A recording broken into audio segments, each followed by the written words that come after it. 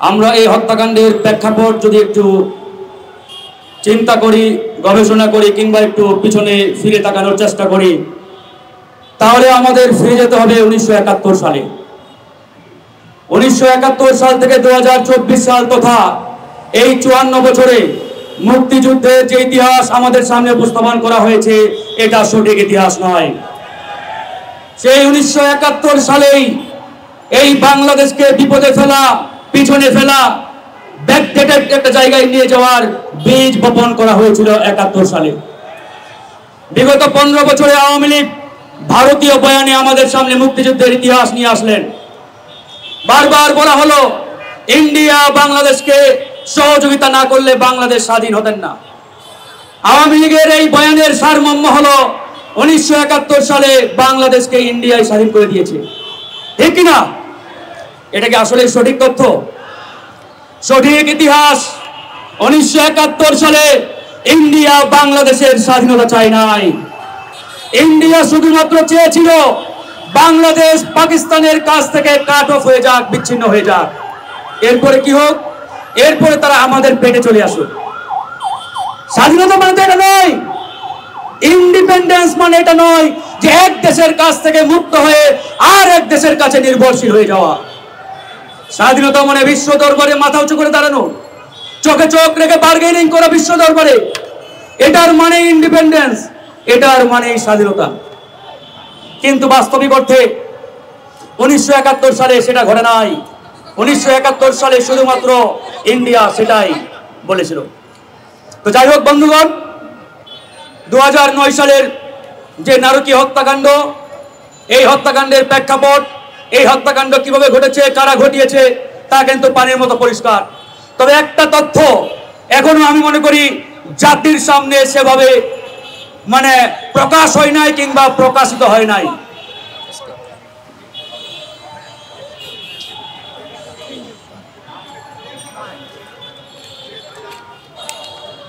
আমি মনে করি এটা প্রকাশিত হওয়া উচিত।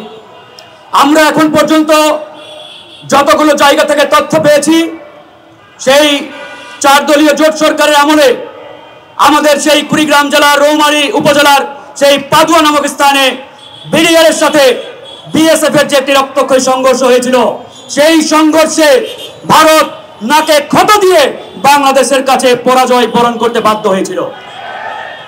সেদিনে এই ভারত সিদ্ধান্ত নিয়েছে বাংলাদেশের সেনাবাহিনীর মেরুদণ্ড ভেঙে নিতে হবে। এর পরপরই তারা উদ্যোগ নিল, তৎকালীন 4 দলীয় সরকারের কাছে তারা প্রস্তাব উত্থাপন করলো এরকম একটি ক্লিন মিশন বাস্তবায়নের। কিন্তু তৎকালীন 4 দলীয় সরকারের প্রধানমন্ত্রী বেগম খালেদা জিয়া ভারত তথা রয়ের এই পরিকল্পনায় পা দেন নাই। এই জায়গায় বেগম খালেদা জিয়াকে আমরা স্যালুট জানাই, তিনি দেশপ্রেমিক ছিলেন। 4 দলীয় সরকার সেই রয়ের পরিকল্পনা বাস্তবায়নে কোনোভাবেই সম্মত হলেন না। এরপরে ইন্ডিয়া সিদ্ধান্ত নিল এই 4 দলীয় সরকারকে দিয়ে আমাদের মিশন বাস্তবায়ন সম্ভব নয়। তাহলে কি করতে হবে? বিএনপির এই সরকারকে ক্ষমতাচ্যুত করতে হবে। সেই 4 দলীয় সরকারকে কিংবা 4 দলীয় ঐক্যজোটের সরকারকে তখন থেকেই ক্ষমতাচ্যুত করার পরিকল্পনা বাস্তবায়নে তারা হাঁটি হাঁটি করে সামনে এগিয়ে গেলেন। তারই ফল হিসাবে আমাদের সামনে 111 আসলো। এরপরে 2008 সালের 29 ডিসেম্বর যে নির্বাচন, এই নির্বাচনে অনেকেই বলেন একটি স্বচ্ছ পরিমার্জিত জনগণের ভোটাধিকার প্রয়োগের মাধ্যমে নির্বাচন হয়েছে। এটি আসলে পুরোপুরি সঠিক তথ্য নয়। ওই নির্বাচনে সূক্ষ্ম ইঞ্জিনিয়ারিং এর মাধ্যমে আওয়ামী লীগকে পরিকল্পিতভাবে ক্ষমতায় আনা হয়েছিল। আওয়ামী লীগকে 2008 সালে ক্ষমতার চেয়ারে বসার 1.5 মাসের মাথায় পিলখানায় এরকম একটি নারকীয় হত্যাকাণ্ড ভারত বাস্তবায়ন করেছে শেখ হাসিনাকে ব্যবহার করে। তাই আমরা বলতে চাই, এই পিলখানা হত্যাকাণ্ডের 1 নম্বর আসামি শেখ হাসিনা, এটা যেমন সত্য, এই পিলখানা হত্যাকাণ্ডের মূল পরিকল্পনাকারী ইন্ডিয়া এবং র। এটাও আজকে আমাদের বোল্ডলি বলতে হবে, সাহসের সাথে বলতে হবে।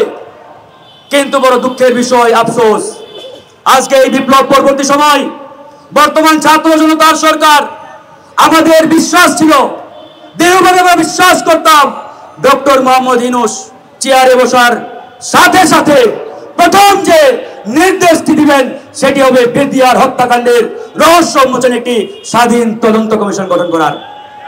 কিন্তু আজকে অনেক মাস পেরিয়ে গেল, আমরা সেই স্বাধীন তদন্ত কমিশন পাই নাই। যখন দেখলাম তারা দোটানার মধ্যে রয়েছে, এরপরে আমি উদ্যোগ নিয়ে ধারাবাহিকভাবে প্রেস ক্লাবের সামনে আন্দোলন করেছি। একাধিকবার স্বরাষ্ট্র উপদেষ্টার সাথে মিটিং করেছি। আমার সাথে মেজর তানভীর হায়দারের ওয়াইফ, এই যে উপস্থিত স্টেজে, তিনিও একবার ছিলেন। যখন প্রথম স্বরাষ্ট্র উপদেষ্টার সাথে মিটিং করি, তিনি বললেন হাইকোর্টের একটি অবজারভেশন আছে, তদন্ত কমিশন করা যাবে না, কমিটি করতে হবে। আমি সেদিন জাহাঙ্গীর সাহেবকে বলেছিলাম আমাদেরকে হাইকোর্ট সুপ্রিম কোর্ট দেখায়েন না, আমরা আপনার আগে হাইকোর্ট সুপ্রিম কোর্ট ফেস করে এ পর্যন্ত আসছি। এদেশের মানুষ কি চাই সেটাই আপনাকে বাস্তবায়ন করতে হবে। এখানে হাইকোর্ট সুপ্রিম কোর্ট কি বললো এটা মুখ্য বিষয় নয়। তারপরে তাকে বললাম 5 দফা দাবি দিয়ে আসলাম। 1 নম্বর দফা ছিল আপিলের ডিভিশনের সাবেক একজন বিচারপতিকে প্রদান করে একটি স্বাধীন তদন্ত কমিশন গঠন করতে হবে। যাই হোক, এরপরে তারা একটি কমিশন করেছেন। এই কমিশনও পুরোপুরি শক্তিশালী কমিশন হয় নাই। এখন পর্যন্ত তাদের অগ্রগতি আশানুরূপ বলে মনে হচ্ছে না। তো যাই হোক বন্ধুগণ, এখানে আর্মির সাবেক অফিসারবৃন্দ রয়েছেন, রাজনৈতিক দলের নেতৃবৃন্দ রয়েছেন।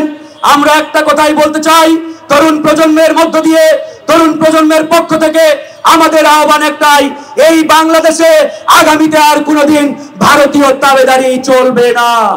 কেউ যদি মনে করে থাকে ওই ভারতকে নম করে, ভারতকে গোলামি করে, ভারতকে পূজা করে ক্ষমতায় আসবো, তাদের জন্য আমরা 5ই আগস্ট নিদর্শন হিসাবে রেখেছি। শেখ হাসিনা ঠিক একই চিন্তা করেছিলেন যে তার প্রভু ওই মোদী সরকার তাকে ক্ষমতায় রাখবে, কিন্তু শেখ হাসিনাকে নরেন্দ্র মোদী ক্ষমতায় রাখতে পারে নাই। তাই প্রত্যেকটা রাজনৈতিক দলের প্রতি উদাত্ত আহ্বান, ওই ইন্ডিয়ার কাছে গিয়ে নম করবেন না, ইন্ডিয়াকে পূজা করবেন না, এদেশের জনগণের শক্তির উপরে আস্থা রাখেন, জনগণের কাছে যান। জনগণ চাইলে সবকিছু করতে সম্ভব, সবকিছু বাস্তবায়ন সম্ভব। এর বাইরে ইন্ডিয়ার দাবিদারি করবেন তো হাসিনার মতো পরিণতি হবে। কথা ক্লিয়ার। আমরা তরুণরা ঐক্যবদ্ধ আছি, ঐক্যবদ্ধ থাকবো। দেশপ্রেমিক রাজনৈতিক দল, সংগঠন, ছাত্র, জনতা, কৃষক, শ্রমিক সকলের প্রতি উদাত্ত আহ্বান, আসুন আমরা নতুন বাংলাদেশ জনগণের ঐক্যবদ্ধ হয়ে আমরা আগামীর বাংলাদেশ বিনির্মাণের যে লড়াই, এই লড়াইয়ে সামিল হই। 1971 সালে জীবন দিয়েছি, জনগণের কাঙ্ক্ষিত বাংলাদেশ পাই নাই। 90 সালে এসে আবার জীবন দিতে হয়েছে, তারপরেও কাঙ্ক্ষিত বাংলাদেশ পাই নাই।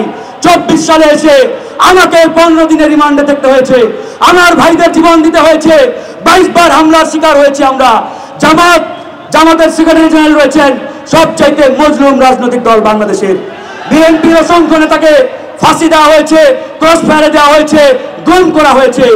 এরপরেও যদি আমাদের বোধোদয় জাগ্রত না হয়, তাহলে বলতেই হয় আমরা দুঃখিত ভাই, আপনাদের জন্য এই বাংলাদেশ নয়। তাই এই 24 সাল পরবর্তী সময়ে সংস্কারের পরেই নির্বাচনের দিকে এগিয়ে যেতে হবে। সংস্কার ছাড়া এই অন্তর্বর্তীকালীন সরকার নির্বাচনের চিন্তা করলে এই সরকারের 12টা বাজিয়ে দেব। আমরা আর জীবন দিতে চাই না, বারবার জীবন দিয়েছি, আর কত জীবন দেব? আজকে যদি একটা জনতন নির্বাচনের মাধ্যমে এই সরকার বিদায় নেয়, আমি ফারুক হাসান চ্যালেঞ্জ দিয়ে বলতে পারি আগামী 2 থেকে 5 বছরের মধ্যে আপনাদেরকে আবার রাজপথে নামতে হবে, আবার রক্ত ঝরাতে হবে, আবার মরতে হবে। আমরা আর রক্ত ঝরাতে চাই না, আমরা আর মরতে চাই না। তাই জনগণের কাঙ্ক্ষিত বাংলাদেশ বিনির্মাণে প্রয়োজনীয় সংস্কার করেই নির্বাচন দিতে হবে। কথা লাউড এন্ড ক্লিয়ার। আল্লাহ হাফেজ। বাংলাদেশ জিন্দাবাদ।